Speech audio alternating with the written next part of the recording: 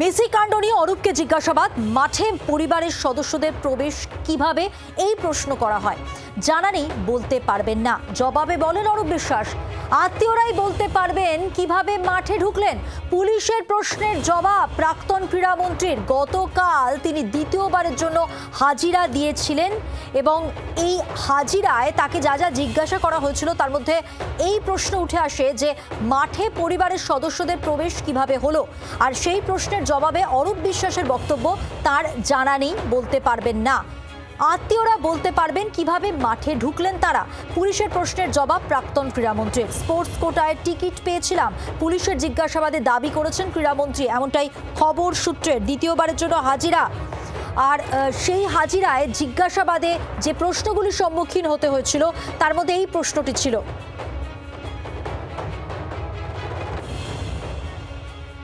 Messi যখন বাংলায় এলেন এবং মাঠে কিন্তু আমরা আপনাকে অরূপ বিশ্বাস ঘনিষ্ঠদের মধ্যে দেখেছিলাম। দুটো বাচ্চা মেয়ে, তারা ফুটবলের কি বোঝে?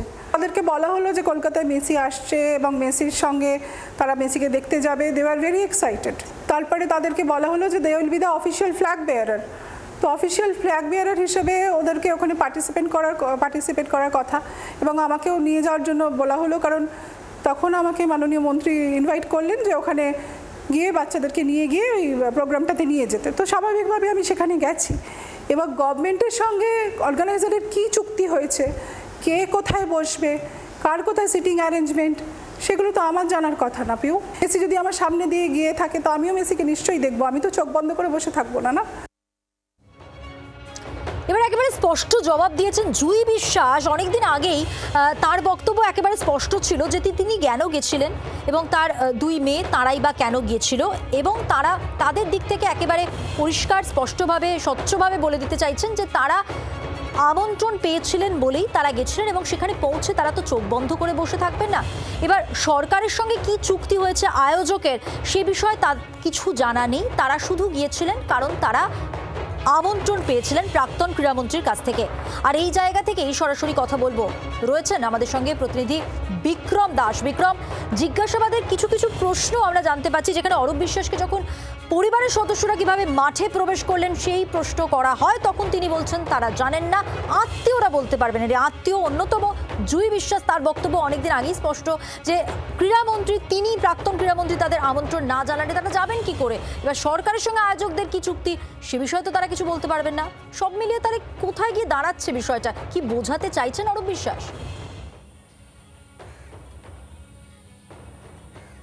দেখো, যুবভারতী ক্রীড়াঙ্গনে মেসি ফিয়াস্কো কেসে গতকাল দ্বিতীয়বারের জন্য প্রাক্তন ক্রীড়ামন্ত্রী অরূপ বিশ্বাসকে জিজ্ঞাসাবাদ করা হয়, তার স্টেটমেন্ট রেকর্ড করা হয়।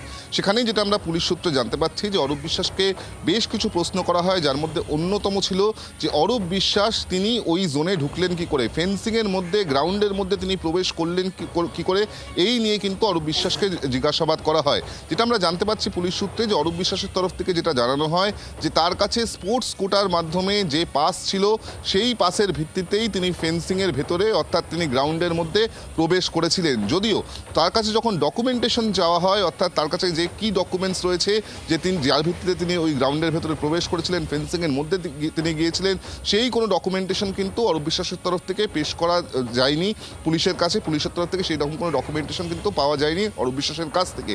অপরদিকে অরূপ বিশ্বাসের পরিবারের সদস্যরা তারা কিভাবে মাঠের মধ্যে ঢুকলেন, ফেন্সিংয়ের মধ্যে ঢুকলেন, সেই নিয়েও কিন্তু অরূপ বিশ্বাসকে প্রশ্ন করা হয়, জিজ্ঞাসাবাদ করা হয়। অরূপ বিশ্বাসের বক্তব্য, এই বিষয়ে তিনি কোনো কিছুই জানেন না। কিভাবে তার পরিবারের সদস্যরা এই গ্রাউন্ডের ভেতরে অ্যাক্সেস পেল, কিভাবে ফেন্সিংয়ের মধ্যে তারা প্রবেশ করলো, সেটার বিষয়ে তার কোনো আইডিয়া নেই। সেই বিষয়ে তার পরিবারের সদস্যরা যারা সেখানে উপস্থিত ছিল তারাই বলতে পারবেন, এমনটাই কিন্তু অরূপ বিশ্বাসের তরফ থেকে জানানো হয়েছে। আমরা জানি যে মূলত মেসির একেবারে আশপাশে যে ক্লোজ প্রক্সিমিটি, সেখানে কিন্তু অরূপ বিশ্বাসকে দেখা গিয়েছিল, তার পরিবারের সদস্যদেরকে দেখা গিয়েছিল, এবং সেখানেই প্রশ্ন উঠছিল যে কিভাবে এই ক্লোজ প্রক্সিমিটিতে খোদ প্রাক্তন ক্রীড়ামন্ত্রী তিনি পৌঁছে গেলেন, তার পরিবারের সদস্যরা পৌঁছে গেলেন, যেখানে হাজার হাজার মানুষ লাখ লাখ টাকা দিয়ে যারা মূলত এই মেসিকে এক ঝলক দেখার জন্য, একবার দেখার জন্য তারা টিকিট কেটেছিলেন, সেক্ষেত্রে তারাই কিন্তু মেসিকে দেখতে পেলেন না, বরং তারা দেখতে পেয়েছিলেন অরূপ বিশ্বাসকে, তার পরিবারের সদস্যদেরকে এবং অন্যান্য তারকাদেরকে। এখানেই কিন্তু আমরা দেখতে পাই যে কার্যত তাণ্ডব চলে যুবভারতী ক্রীড়াঙ্গনে, এবং পরবর্তী ক্ষেত্রে পালাবদলের পর রাজ্য সরকারের তরফ থেকে মূলত নতুন করে প্রোপ তৈরি করা হয় এক্ষেত্রে, এবং তারপরেই কিন্তু অরূপ অরূপ বিশ্বাসকে একের পর এক জিজ্ঞাসাবাদ করা হচ্ছে, একের পর এক প্রশ্ন তার সামনে রাখা হচ্ছে। এই নিয়ে দ্বিতীয়বার তাকে জিজ্ঞাসাবাদ করা হয়েছে, যেখানে কিন্তু এই ধরনের প্রশ্নের সম্মুখীন তাকে হতে হয়েছে, এমনটা আমরা পুলিশ সূত্রে জানতে বোঝা গেছে। পারছি। বিক্রম, আপাতত ধন্যবাদ তোমাকে। বাংলার আওয়াজ, বাঙালির আবেগ, জি 24 ঘন্টা।